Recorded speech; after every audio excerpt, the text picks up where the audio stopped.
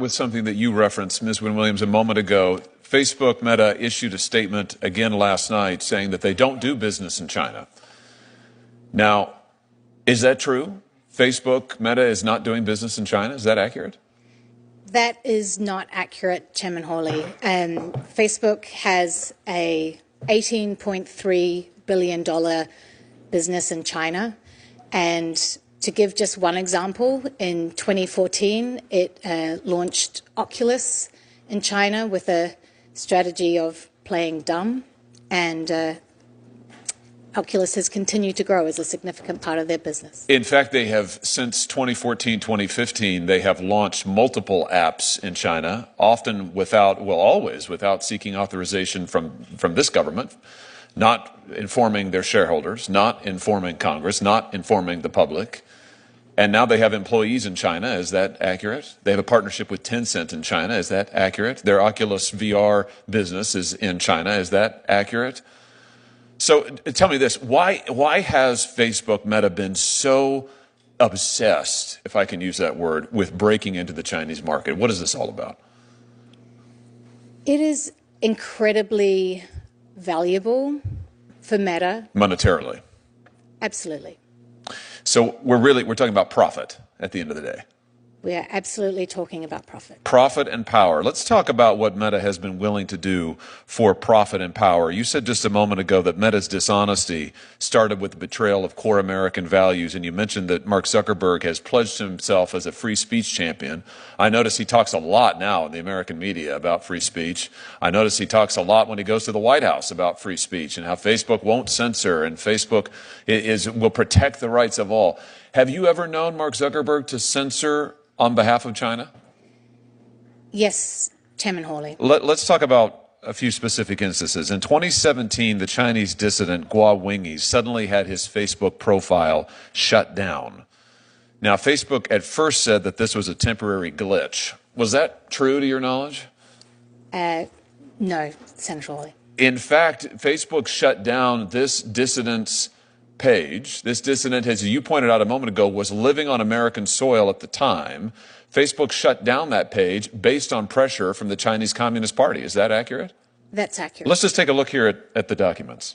Here's some meeting notes taken shortly after a conversation with a Mr. Chow, who's a Communist Chinese Party member, a government official. Here, Mr. Chow asks Facebook, it says to Facebook that they want Mr. Guo's Facebook page dealt with. The notes say that Chow wants Facebook in China, but there are others who don't, so we Facebook need to take measures and do more in such situations to demonstrate we can address mutual interests. And then they go on to list, here's what we could do. We could do nothing, we could say we can do something, or we can do even more than expected, but we need to provide a response to the Chinese Communist Party on what we can do. So here we have evidence of high-level contacts between Chinese Communist Party officials and Facebook asking for this dissident's page to be taken down, Facebook acknowledging this pressure, saying we need to do something if we want to get the party's cooperation, the government's cooperation. And what happened next? Well, Senator Hawley, one thing the Chinese Communist Party and Mark Zuckerberg share is that they want to silence their critics. I can say that from a personal experience. So I think they came to the right man. This led to a series of events where eventually this man on American soil was kicked off the platform. So in April of 2017, following these conversations, Facebook takes down the profile, bans it, of Mr. Guo. Then in September, they make that ban permanent. Now, here's the really interesting thing. When Facebook's general counsel was asked about this directly under oath in a Senate Intelligence Committee hearing, he sang a different tune. Senator Rubio asked him directly, was there any pressure from the Chinese government to block his account? Was there any pressure to block his account? The general counsel, Mr. Stretch, no, Senator. We reviewed a report on that account and analyzed it through regular channels using regular procedures. Was this truthful testimony, Ms. Wynne-Williams? No, Senator. It's in fact an outright lie, is it not? It is, Senator. We just saw the documentation. Facebook received not just a request, Facebook received direct pressure from the Chinese Communist Party and bowed to it and discussed it internally and planned it and then lied about it to Congress. Let's talk about what else they've been able to do, been willing to do in order to get this access to the Chinese market. Let's look at some more meeting notes. Here's a readout of a group of Facebook engineers offering to create a censorship regime that will allow Facebook to block all traffic the Chinese Communist Party doesn't want. Phase 0, this is an internal chat. Phase 0, we identify all traffic that are currently blocked in China, and we, Facebook, block them. This is a test for us to see whether we can actually identify all traffic from China. And then the chat continues, yes, good way to build trust.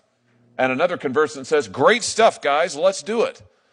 What do they, give us some context here, Ms. Wynne Williams. What are they talking about doing here? When they say block all content that China wants, we, Facebook, do it for them. What are they talking about?